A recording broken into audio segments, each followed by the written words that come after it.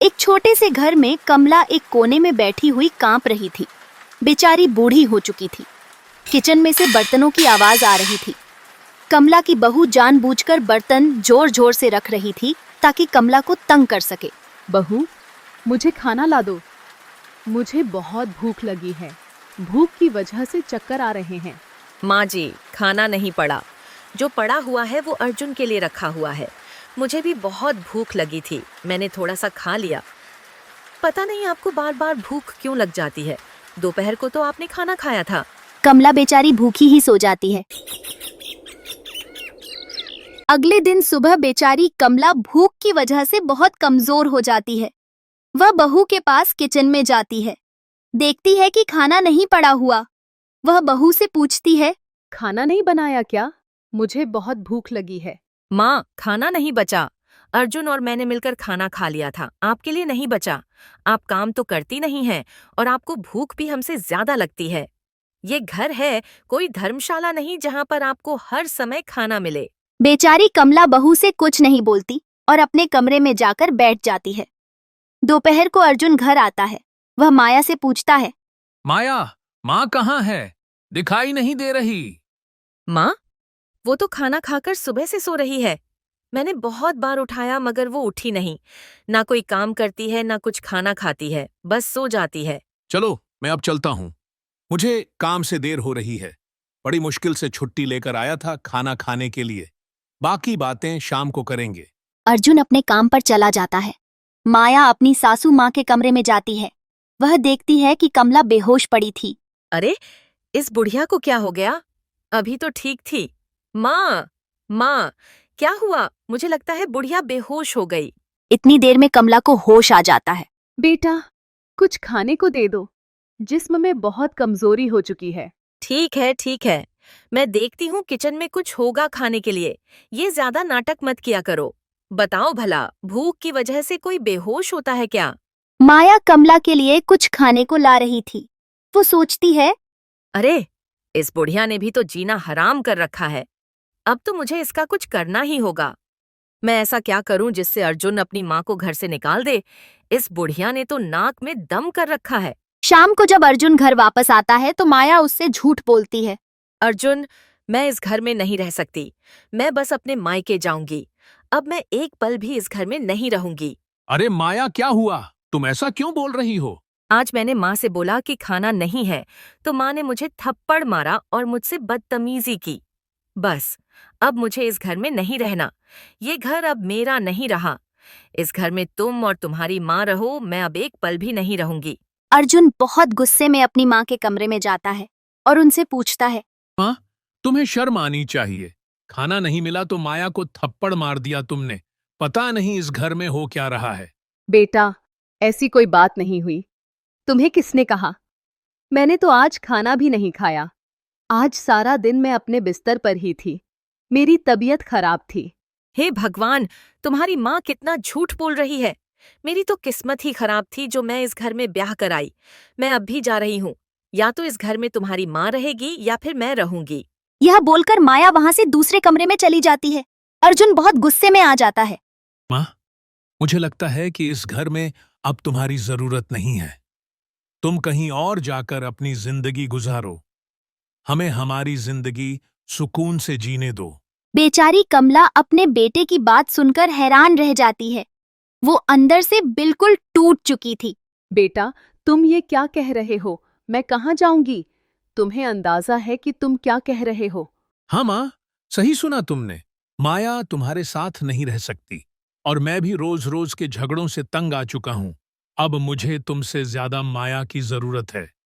मैंने जिंदगी उसके साथ ही गुजारनी है। बेचारी माँ की आंखों में आंसू भर आते हैं और वो कुछ बोले बगैर घर से बाहर चली जाती है। बाहर बारिश हो रही थी और ठंडी हवाएं चल रही थी। बेचारी कमला बारिश से बचने के लिए एक पेड़ के नीचे बैठ जाती है। वो बहुत परेशान थी। उसका दिल अंदर से टूट चुका था। ऊपर से सर्दी की वजह से उसे ठंड लग रही थी। हे ऊपर वाले, मैंने ये दिन देखने के लिए अपने बेटे को इतना बड़ा किया था।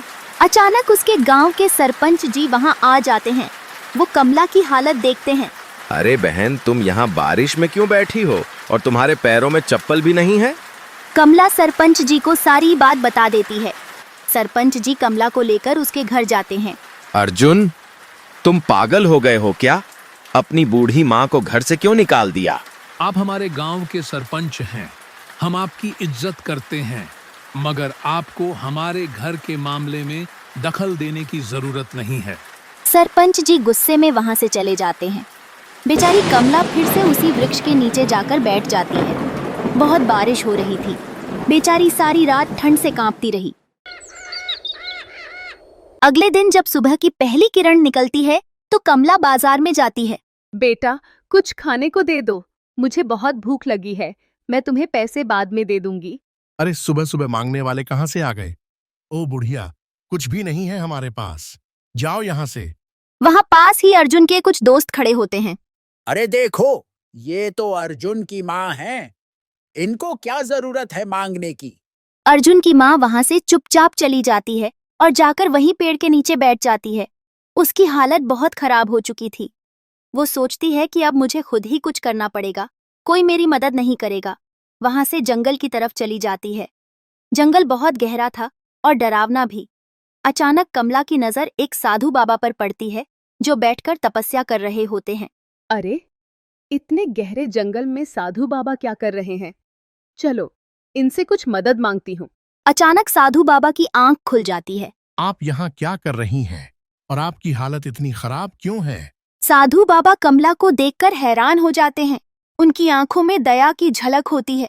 कमला की हालत देखकर वो उसे बैठने को कहते हैं। आपकी शक्ल से लग रहा है कि आप बहुत दुखी हो। बताइए क्या हुआ?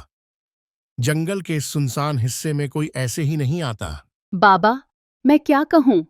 अपनी कहानी सुनाने की हिम्मत ही नहीं बची है। बस इतना समझ लीजिए, जिसे मैंने पाला पोसा, उसी ने आज मुझे बेघर कर दिया। अपने ही बेटे ने मुझे घर से निकाल दिया। दुनिया में सबसे बड़ा पाप होता है माँ को दुख देना। बेटा तो वो होता है जो माँ के चरणों को स्वर्ग समझे। तुम चिंता मत करो, जब इंसान धोखा देता है तब ऊपर वाला रास्ता दिखाता है। साधु बाबा कमला को एक पात्र में थोड़ा सा प्रसाद देते हैं। कमला उसे शक की निगाह से देखती है। यह क्या है बाबा? ये सिर्फ प्रसाद नहीं है, ये तेरे भाग्य का दरवाजा खोल सकता है। इसे खाने के बाद तुझे कुछ अलग महसूस होगा, मगर एक बात याद रखना, जो दिखता है वो हमेशा सच नहीं होता।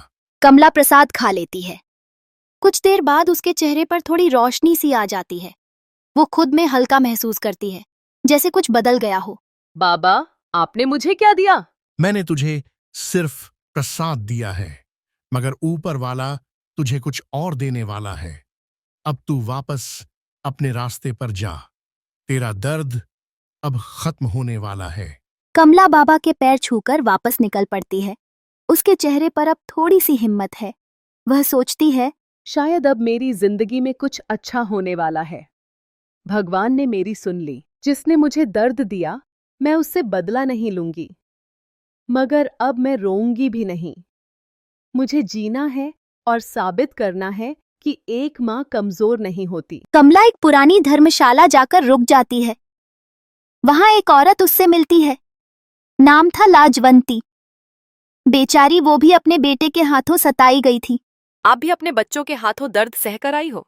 हाँ बहन, एक ही तो बेटा था, मगर उसने मुझे उस घर से निकाल दिया जिसे मैंने अपनी पूरी जिंदगी में बनाया था। तो आइए, ये धर्मशाला ऐसी ही माँओं के लिए बनी है। यहाँ कोई किसी से कुछ नहीं पूछता, बस एक चेहरा देखकर सब समझ जाते हैं। कमला अब वहां रहने लगती है। वह हर दिन दूसरी माँओं की सेवा करती है, उनके साथ बातें करती है, उनकी मदद करती है। धीरे धीरे कमला को फिर से खुद पर भरोसा होने लगता है। मगर दूसरी तरफ अर्जुन और माया के घर में कुछ अजीब होने लगता है। हर रोज घर में कुछ न कुछ बिगड़ने लगता है। कभी गैस बंद हो जाती है, कभी माया की तबीयत खराब हो जाती है। अर्जुन अक्सर अपने सपनों में चिल्लाने लगता है, नहीं माँ, मुझे माफ कर दो, मुझे घर से मत निकालो। अर्जुन, तुम ठीक हो? तुम रात को बार बार डर के उठ जाते हो, क्या हो गया है तुम्हें? माया, लगता है माँ की बद्दुआ लग गई है। मैंने उसके साथ बहुत गलत किया है। अब अर्जुन को एहसास होने लगा है कि उसने जो किया वो गलत था।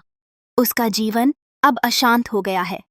एक रहस्य अब उसके सपनों में आने लगा है। अर्जुन, तूने सुना? किचन से आवाज आई थी जैसे कोई बर्तन गिरा हो। कोई बिल्ली या चूहा होगा। तू तो हर बात पर डर जाती है। नहीं, मैंने बिल्कुल सुना, जैसे कोई कोई रो रहा हो। माया किचन में जाती है, लेकिन वहां कोई नहीं होता। बस एक पुराना सा दुपट्टा जमीन पर पड़ा होता है, वही दुपट्टा जो कमला माँ पहना करती थी। ये तो माँ का दुपट्टा है। ये यहाँ कैसे आया?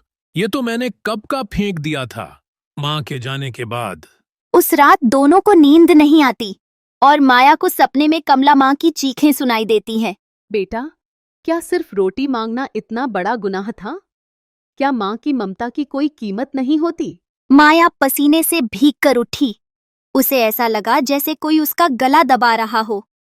अर्जुन, कोई मुझे मार रहा है, मुझे बचाओ। माया, क्या हो गया? क्या सपना देखा? मुझे माँ ने सपने में कहा कि तुमने गलत किया है। मुझे डर लग रहा है। टीवी पर माँ की कहानी देख अर्जुन का दिल हिल जाता है। उसकी आंखों के सामने माँ का वह रोता हुआ चेहरा घूम जाता है जब उसने उसे घर से निकाल दिया था। मैंने क्या कर दिया? माँ को मैंने कैसे निकाल दिया? वो तो सिर्फ थोड़ा सा खाना मांग रही थी और मैंने। अर्जुन, तुम ठीक हो? तुम रो रहे हो। तू चुप रह माया। अगर तूने झूठ नहीं बोला होता तो माँ आज इस हालत में नहीं होती। मैंने गलती की थी, लेकिन तुमने भी तो बिना जांचे माँ को घर से निकाल दिया था। माँ ने कभी किसी से बुरा नहीं किया, और तुमने उनके लिए क्या क्या नहीं कहा। अर्जुन गुस्से में बाहर निकल पड़ता है। सीधे उसी आश्रम की तरफ चलता है जहां टीवी चैनल ने माँ का पता बताया था। कमला जी, आज आप टीवी पर आई हैं। पूरा देश आपको देख रहा है। फोन पर लोग मदद के लिए भी पूछ रहे हैं। मैंने कभी सोचा भी नहीं था कि मेरी कहानी लोग सुनेंगे। बस मुझे ये खुशी है कि अब मैं किसी के लिए बोझ नहीं हूँ। तभी गेट पर आवाज आती है। कमला जी, कोई आपसे मिलने आया है। मुझसे? कौन? कमला बाहर जाती है। अर्जुन गेट के बाहर खड़ा होता है, आंखों में आंसू। क्या काम है बेटा?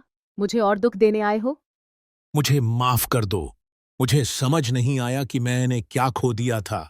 जब तक आप मेरी जिंदगी में थीं, तब तक मुझे आपकी कदर ही नहीं थी। जब भूख से मेरी आंखें अंधी हो रही थीं, तब तुमने मुझे घर से निकाल दिया था। जब मुझे सहारे की जरूरत थी, तब तुमने मुझे ठुकरा दिया। माँ, मुझसे बहुत बड़ी गलती हो गई। उस वक्त मैं माया की बातों में आ गया था। अब मुझे अपनी गलती का बहुत पछतावा है। मैं सच में शर्मिंदा हूँ, और माया भी अपनी गलती मान चुकी है। कमला कुछ देर तक चुप रहती है। उसके चेहरे पर एक अजीब सा सुकून भी होता है और थोड़ा गुस्सा भी, जैसे उसका दिल तो पिघल गया हो लेकिन उसका दर्द अब भी जिंदा हो। मुझे अपना घर मिल गया है बेटा, जहां मुझे इज्जत मिलती है, जहां मुझे हर वक्त भूखा नहीं सोना पड़ता। माँ, आप मेरे साथ घर नहीं चलेंगी? मैं वापस उस घर का दरवाजा नहीं देखना चाहती जहां एक माँ को अपने बेटे के मुंह से तुम्हारी जरूरत नहीं है सुनना पड़ा। अर्जुन कुछ बोल नहीं पाता। उसके पास अपनी माँ के लिए अब कोई शब्द नहीं बचते। लेकिन अगर कभी तुम्हारा दिल सच में बदल जाए तो मुझे मिलने जरूर आना। माँ का दिल कभी बंद नहीं होता, बस जख्म भरने में वक्त लगता है। अर्जुन चुपचाप वहां से लौट जाता है, लेकिन उसके दिल में पछतावे का बोझ रह जाता है। कमला अब आश्रम में ही रहने लगी थी। हर सुबह पूजा करती, सबकी सेवा करती। वहां सब लोग उसकी इज्जत करते थे, लेकिन एक माँ का दिल कभी पूरी तरह सुकून में नहीं होता। मेरा अर्जुन आज भी मुझे याद करता होगा या नहीं? क्या उसने मुझे माफ किया होगा या बस मुझे भूल ही गया? उस रात कमला को नींद नहीं आती।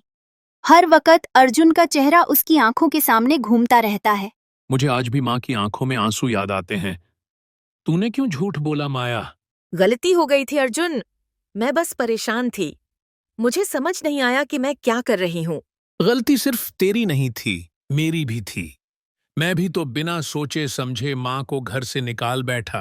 अर्जुन, अगर माँ माफ कर दें तो क्या हम उन्हें वापस ले आएं? मैं तो रोज दुआ करता हूँ कि माँ मुझे माफ कर दें, लेकिन अब मुझ में उनके पास जाने की हिम्मत नहीं हो रही।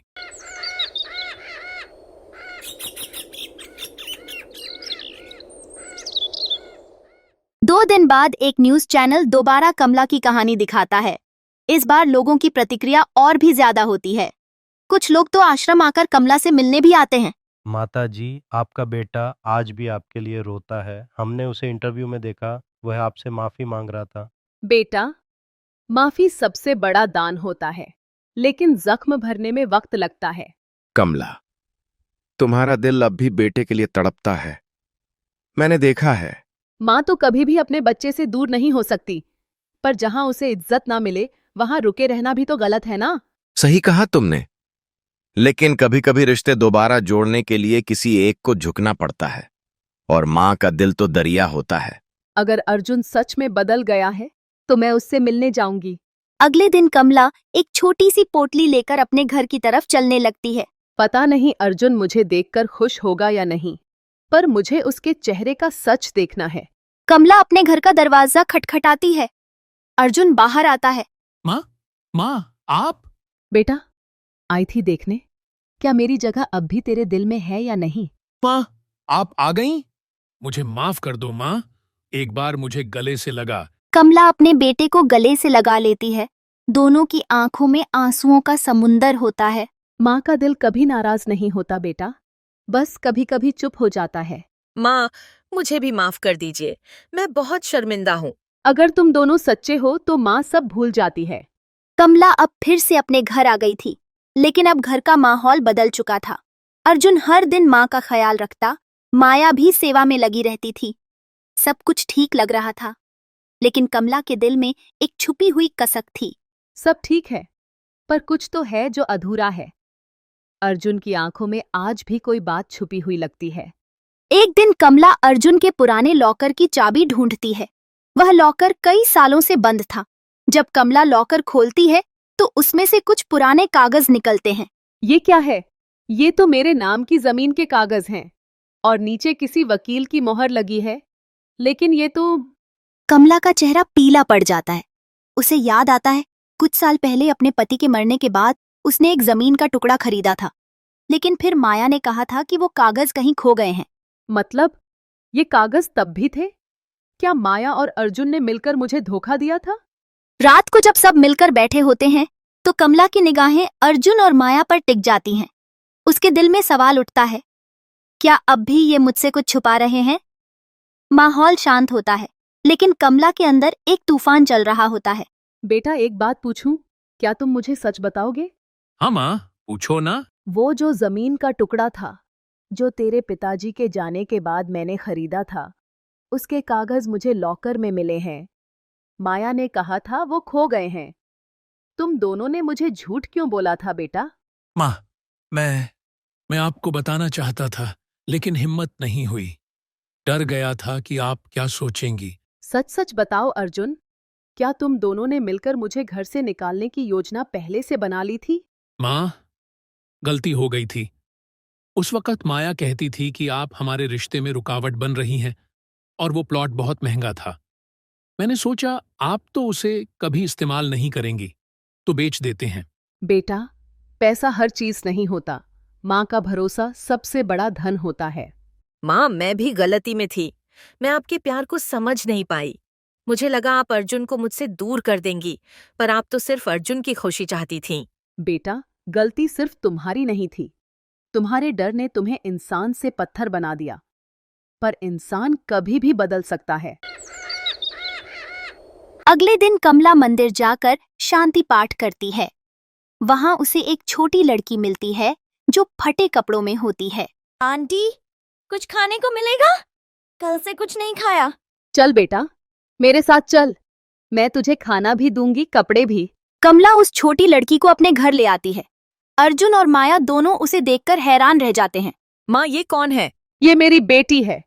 इसकी माँ भी इसे छोड़कर चली गई थी, जैसे एक वक्त तुम लोगों ने मुझे छोड़ दिया था। पर मैं माँ हूँ, और माँ कभी किसी को अकेला नहीं छोड़ती। कमला अब सिर्फ एक माँ नहीं रही थी, वो एक मिसाल बन चुकी थी।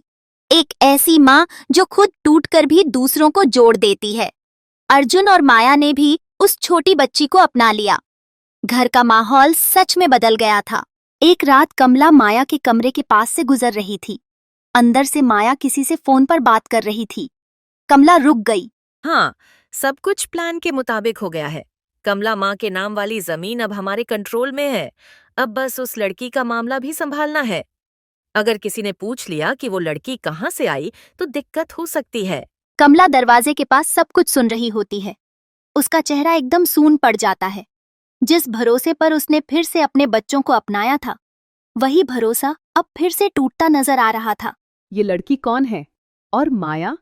माया इसके बारे में झूठ क्यों बोल रही है? कहीं फिर से मेरे साथ कोई धोखा तो नहीं हो रहा? अगले दिन कमला लड़की से बात करती है। बेटा, तुम्हारा नाम क्या है? मेरा नाम नैना। नैना, तुम्हारे माँ बाप का क्या हुआ? तुम कैसे अकेली रह गई थी? मुझे नहीं पता आंटी। मैं जब छोटी थी तो एक औरत मुझे ले गई थी। वो कहती थी कि तुम्हारे माँ बाप अब नहीं रहे। फिर वो मुझे काम करने के लिए छोटी छोटी जगहों पर भेजती थी। क्या तुमसे काम करवाते थे? हाँ, मुझे मारते भी थे। एक दिन मैं वहां से भाग गई। कमला को अब सारी बात समझ आ जाती है। माया सिर्फ उस प्लॉट के कागजों के लिए नहीं, बल्कि किसी बड़े रैकेट का हिस्सा थी। नैना एक मासूम बच्ची थी जिसे किसी ने बेचा था। कमला तुरंत सरपंच शर्मा जी के पास जाती है और पूरी बात बताती है। ये तो बहुत बड़ी बात है बहन। मैं पुलिस को इत्तला देता हूँ। अब किसी को बख्शा नहीं जाएगा। पुलिस घर पर आती है। माया जी, आप पर नाबालिग बच्चों की तस्करी और जालसाजी के आरोप हैं। आपको अभी के अभी गिरफ्तार किया जा रहा है। नहीं नहीं, मैंने ये सब सिर्फ पैसों के लिए किया। मैं जेल नहीं जा सकती। माँ, मुझे माफ कर दो। जिसे मैंने अपनी जिंदगी माना, उसी ने मुझे बर्बाद कर दिया। बेटा, गलती सबसे होती है, पर इंसान अपनी गलतियों से सीख कर बदलता है। अब मैं चाहूंगी तुम सच में सुधर जाओ। माया को जेल भेज दिया जाता है। अर्जुन अपनी माँ के सामने गिर जाता है और रोकर माफी मांगता है। माँ, अब सिर्फ आप ही मेरी फैमिली हो। मैं आज से एक अच्छा बेटा बनूंगा। आज फिर उत्तर वाले जंगल से लकड़ियाँ काट कर लाऊंगा। बाजार में अच्छा दाम मिल रहा है। हाँ बेटा, लेकिन ज्यादा अंदर मत जाना। कल रात फिर अजीब सी आवाजें आई थीं। माँ, वो तो हवा की आवाज होगी। आप वैसे ही फिक्र करती हैं। नहीं बेटा, मैं 30 साल से इस जंगल में रह रही हूँ। ये आवाज पहले कभी नहीं आती थी। सोन ने अपनी कुल्हाड़ी उठाई और माँ के पास आकर बैठ गया। माँ ने उसके सामने रोटी और दाल रख दी। माँ, आपने क्यों नहीं खाया? मैं खा चुकी बेटा, तू जल्दी खा ले, फिर काम पर निकलना है। सोन जानता था कि माँ अक्सर भूखी रह जाती है ताकि उसे पेट भर खाना मिल सके। उसने खाना खाया और जंगल के लिए खड़ा हुआ। माँ, शाम तक वापस आ जाऊंगा। आप घर के अंदर ही रहिएगा। ठीक है बेटा, ईश्वर तुम्हारी रक्षा करे और तुम सही सलामत लौटो। सोन जंगल के अंदर गया। आज वो थोड़ा और अंदर जाने का सोच रहा था क्योंकि वहाँ मोटे पेड़ थे। जैसे ही वो घने जंगल में पहुँचा, उसे लगा जैसे कोई उसे देख रहा है। अजीब बात है, यहाँ तो कोई होना नहीं चाहिए। सोन ने एक बड़ा पेड़ काटना शुरू किया। जैसे ही उसने कुल्हाड़ी मारी, उसे एक अजीब सी आवाज सुनाई दी, जैसे कोई कराह रहा हो। ये क्या था? कहीं पेड़ में कोई जानवर तो नहीं? सोन ने फिर कुल्हाड़ी मारी। इस बार आवाज और भी तेज आई। अचानक उसकी नजर जमीन पर पड़ी। वहाँ कोई चमकती हुई चीज दिखाई दी। ये क्या है? सोन ने वो चीज उठाई। वो एक पुराना सोने का सिक्का था जिस पर अजीब से निशान बने थे। इतना पुराना सिक्का यहाँ कैसे? ये तो बहुत कीमती लग रहा है। तभी अचानक जंगल में तेज हवा चलने लगी। सारे पेड़ जोर से हिलने लगे, जैसे वो कुछ कहने की कोशिश कर रहे हों। मुझे यहाँ से जाना चाहिए। सोन जल्दी जल्दी अपनी लकड़ियाँ बांधकर वापस जा रहा था। रास्ते में उसकी मुलाकात एक अजीब बुजुर्ग से हुई। वो आदमी लंबे सफेद बाल और दाढ़ी वाला था और उसकी आंखें बहुत गहरी थीं।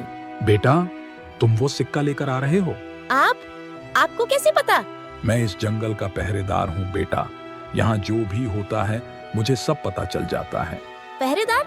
मैंने तो आपको पहले कभी नहीं देखा। क्योंकि अब तक तुमने वो चीज नहीं छुई थी जो तुम्हें छूनी नहीं चाहिए थी। सोन को डर लगने लगा। बूढ़े आदमी की आवाज में कुछ अजीब बात थी। ये सिक्का क्या है? मैंने तो सिर्फ लकड़ी काटी थी। ये सिक्का इस जंगल का राज है बेटा। जो इसे पाता है उसकी जिंदगी बदल जाती है। बदल जाती है मतलब?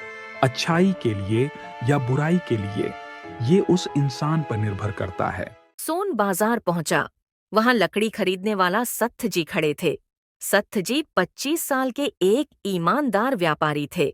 सोन बेटा, आज की लकड़ी बहुत अच्छी है, ये लो 200 रुपए। आपका बहुत बहुत शुक्रिया सेठ जी। सोन के मन में सिक्के की बात चल रही थी। उसने सोचा कि सेठ जी को दिखाना चाहिए। सेठ जी, एक बात पूछूं? हाँ बेटा, पूछो।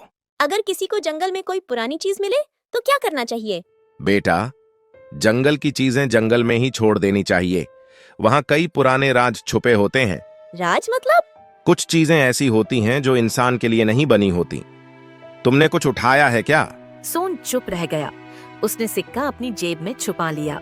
सोन घर पहुंचा तो देखा कि माँ बाहर चूल्हे के पास बैठी खाना बना रही है, लेकिन आज उसके चेहरे पर परेशानी दिख रही थी। माँ, आप परेशान क्यों लग रही हैं? बेटा, दिन भर अजीब सा लग रहा था। बार बार लग रहा था जैसे कोई हमारे घर के चारों तरफ घूम रहा है। कोई दिखा आपको? नहीं बेटा, लेकिन आवाज आती रही। और सबसे अजीब बात यह है कि चूल्हे की आग खुद ही बुझ जाती है। सोन का दिल जोर से धड़कने लगा। उसे लगा कि ये सब सिक्के की वजह से हो रहा है। माँ, आज रात हम दोनों साथ सोएंगे। ठीक है बेटा, खाना खा लो, फिर अंदर चलते हैं। रात का समय था। सोन और उसकी माँ घर के अंदर सो रहे थे। अचानक बाहर से अजीब सी आवाज आने लगी, जैसे कोई दरवाजे पर खरोंच रहा हो। माँ, ये क्या आवाज है? पता नहीं बेटा, लेकिन बाहर मत जाना। आवाज तेज होती गई। फिर अचानक किसी ने दरवाजा खटखटाया। सिक्का वापस करो, सिक्का वापस करो। माँ, ये कौन है? दरवाजा मत खोलना बेटा, शायद कोई पागल आदमी है। लेकिन आवाज बंद नहीं हुई, बल्कि और ज्यादा डरावनी होती गई। सिक्का जंगल का है, उसे वापस करो, वरना बुरा होगा। कौन हो तुम? क्या चाहते हो? मैं इस जंगल की आत्मा हूँ। तुम जो लाए हो वो मेरा है। अगली सुबह सोन फिर से उस बुजुर्ग से मिलने गया। वो जानना चाहता था कि रात में क्या हुआ था। बाबा जी, कल रात कोई हमारे घर आया था। वो सिक्का वापस मांग रहा था। मैंने तुम्हें कहा था ना, इस सिक्के से तुम्हारी जिंदगी बदल जाएगी। लेकिन ये सब क्या है? वो कौन था? बहुत साल पहले एक लालची राजा इस जंगल में आया था। उसने यहाँ के पेड़ों को काटकर खजाना छुपाया था। खजाना? हाँ बेटा, लेकिन जंगल की आत्मा ने उसे श्राप दे दिया था। राजा तो मर गया, लेकिन उसकी आत्मा अब भी खजाने की रखवाली करती है। सोनू को सब कुछ समझ आ गया। तो वो सिक्का उसी खजाने का हिस्सा है? हाँ, और जब तक तुम इसे वापस नहीं करोगे, वो आत्मा तुम्हारा पीछा नहीं छोड़ेगी। लेकिन इसे वापस कैसे करूं? आज रात पूनम की रात है। तुम्हें उसी पेड़ के नीचे जाकर सिक्का वापस रखना होगा। सोनू घर पहुंचा तो देखा कि उसकी माँ बहुत बीमार लग रही है। उनका चेहरा पीला था और वो बहुत कमजोर दिख रही थी। माँ, आपकी तबीयत ठीक नहीं लग रही है। बेटा, सुबह से तबीयत ठीक नहीं लग रही, सिर घूम रहा है। माँ, आप लेट जाइए, मैं कुछ इंतजाम करता हूँ। नहीं बेटा, कुछ मत करना, बस मेरे पास बैठ जा। सोनू को लगा कि माँ की बीमारी भी उसी सिक्के की वजह से है। उसने तय किया कि आज रात ही वो सिक्का वापस कर देगा। माँ, आज रात मुझे एक जरूरी काम है, आप घर के अंदर ही रहिएगा। इतनी रात को कहाँ जा रहे हो बेटा? माँ, मुझसे एक गलती हो गई थी, अब उसे ठीक करना है। रात के समय सोनू उस पेड़ के पास पहुंचा, जहां उसे वो सिक्का मिला था। पूरा जंगल चांद की रोशनी में बहुत डरावना लग रहा था। अब मुझे ये सिक्का यहीं वापस रखना होगा। जैसे ही सोनू ने सिक्का निकाला, हवा तेज चलने लगी। पेड़ों के पत्ते जोर जोर से हिलने लगे। तो तुम वापस आ गए? हाँ, मैं सिक्का वापस करने आया हूँ। अचानक एक परछाई दिखाई दी। वो किसी राजा जैसी लग रही थी, लेकिन उसका चेहरा बहुत डरावना था। तूने मेरा खजाना चुराया, अब तुझे इसकी सजा मिलेगी। महाराज, मैंने जानबूझकर नहीं लिया था, अब मैं उसे वापस कर रहा हूँ। वापस करने से क्या होगा? तुमने मेरी नींद खराब की है। तभी वो रहस्यमयी बुजुर्ग वहाँ आ गया। उसके आने से राजा की आत्मा थोड़ी शांत हो गई। बस करो राजा, ये लड़का बेगुनाह है। तू कौन है जो मुझे आदेश देता है? मैं इस जंगल का असली रक्षक हूँ। तू तो एक लालची राजा था जिसने यहाँ के पेड़ों को नुकसान पहुँचाया था। तो क्या हुआ? अब ये खजाना मेरा है। बेटा, तुम डरना मत। सच सच बताओ, तुम ये सिक्का क्यों लेकर आए थे? बाबा जी, मैं गरीब हूँ, मेरी माँ बहुत बीमार है। मैंने सोचा था कि इस सिक्के को बेचकर मैं माँ का इलाज करवा सकूंगा। बाबा जी ने हल्के से मुस्कुराकर सोनू की तरफ देखा, जैसे उसके दिल की बात समझ गए हों। देखा तुमने, ये लड़का अपने लिए नहीं, अपनी बीमार मां के लिए सोच रहा था। इसके दिल में लालच नहीं, सिर्फ ममता है। इससे क्या फर्क पड़ता है? फर्क ये पड़ता है कि तुमने ये खजाना अपने लालच के लिए छुपाया था, लेकिन इसने इसे अपनी मां के प्यार के लिए उठाया है। अचानक बाबा जी का रूप बदलने लगा। वो चमकते हुए एक देवता की तरह दिखाई देने लगे, जैसे रोशनी से बने हों। मैं इस जंगल का देवता हूँ। मैं इंसानों के दिल की परीक्षा लेता हूँ, कौन लालची है और कौन सच्चा। देवता जी, आप तो बाबा जी थे। हाँ बेटा, तुमने अपनी मां के लिए सोचा, ये बहुत बड़ी बात है। तुम्हारा दिल साफ है और यही सबसे जरूरी बात होती है। नहीं, ये सब झूठ है। ये खजाना मेरा है और हमेशा मेरा ही रहेगा। तुम्हारी सजा पूरी हो चुकी है, अब तुम्हें शांति मिल जाएगी। देवता ने अपना हाथ हवा में लहराया। उसी पल राजा की आत्मा एक चमकदार रोशनी में बदलकर धीरे धीरे गायब हो गई। जंगल में फिर से शांति फैल गई। देवता ने सोन की तरफ देखा। बेटा, तुमने सच्चाई दिखाई है, तुम्हें इनाम मिलना चाहिए। देवता जी, मुझे कुछ नहीं चाहिए, बस मेरी माँ ठीक हो जाए। तुम्हारी माँ पहले से ही ठीक हो गई है, जाकर देखो। देवता ने सोनू को एक छोटा सा थैला दिया। ये लो, इसमें कुछ सोने के सिक्के हैं, लेकिन शर्त यह है कि तुम इसका इस्तेमाल सिर्फ अच्छे कामों के लिए करोगे। जी देवता जी, मैं वादा करता हूँ। और हाँ, इस जंगल की हिफाजत करना, यहाँ के पेड़ों को कभी नुकसान मत पहुँचाना। सोनू घर पहुंचा तो देखा कि उसकी माँ बिल्कुल ठीक हो गई है। वह बाहर चूल्हे पर खाना बना रही थी। सोनू, तू कहाँ गया था? अचानक मेरी तबीयत बिल्कुल ठीक हो गई। माँ, सब ठीक है, अब हमारी मुश्किलें खत्म हो गईं। क्या मतलब बेटा? माँ, जंगल के भगवान ने हमारी मदद की है, अब हमें कोई परेशानी नहीं होगी। सोन ने अपनी माँ को पूरी बात बताई। माँ को उस पर यकीन नहीं हो रहा था। सच में तुझे देवता मिले थे? हाँ माँ, और उन्होंने कहा है कि अब मैं इस जंगल का रक्षक हूँ। अगले दिन से सोन की जिंदगी बदल गई। वह अब भी लकड़ी काटता था, लेकिन सिर्फ सूखी लकड़ी। जंगल के हरे पेड़ों को वह कभी नहीं काटता था। सेठ जी को जब पता चला कि सोनू के पास सोने के सिक्के हैं, तो वह बहुत हैरान रह गए। सोनू बेटा, तुम्हें यह सिक्के कहाँ से मिले? सेठ जी, ये जंगल के देवता का आशीर्वाद है। मैं इसका इस्तेमाल सिर्फ अच्छे कामों के लिए करूँगा। ये तो बहुत अच्छी बात है। तुम चाहो तो मेरे साथ व्यापार कर सकते हो। जी सेठ जी, लेकिन मैं जंगल छोड़कर नहीं जाऊंगा। मुझे यहाँ की रखवाली करनी है। कुछ महीनों बाद कुछ बाहर से लोग जंगल में पेड़ काटने आए। सोनू ने उन्हें रोक दिया। आप लोग यहाँ पेड़ नहीं काट सकते। तू कौन है रोकने वाला? हम सरकार की तरफ से आए हैं। मैं इस जंगल का रक्षक हूँ, यहाँ एक भी पेड़ नहीं कटेगा। अचानक जंगल में तेज हवा चलने लगी। पेड़ हिलने लगे, जैसे वे सोनू का साथ दे रहे हों। ये क्या हो रहा है? तभी वह देवता फिर से दिखाई दिए। यहाँ से चले जाओ, ये जंगल अब सुरक्षित है। चलो यहाँ से, ये जगह शापित है। शाम के समय सोनू और उसकी माँ घर के बाहर बैठे थे। माँ खुशी से खाना बना रही थी। सोनू बेटा, तुझे लगता है कि हमने सही किया? हाँ माँ, हमने बिल्कुल सही किया। पैसा तो आता जाता रहता है, लेकिन सच्चाई और ईमानदारी से बड़ी कोई दौलत नहीं होती। मुझे अपने बेटे पर बहुत गर्व है। तभी देवता आखिरी बार दिखाई दिए। सोन बेटा, तुमने अपना वादा निभाया है, अब मैं खुशी से जा सकता हूँ। देवता जी, आप जा रहे हैं? हाँ बेटा, लेकिन याद रखना, जब भी इस जंगल को कोई खतरा होगा मैं वापस आऊंगा। तुम इस जंगल के सच्चे रक्षक हो। देवता अचानक गायब हो गए और सोनू अपनी माँ के साथ खुशी खुशी रहने लगा।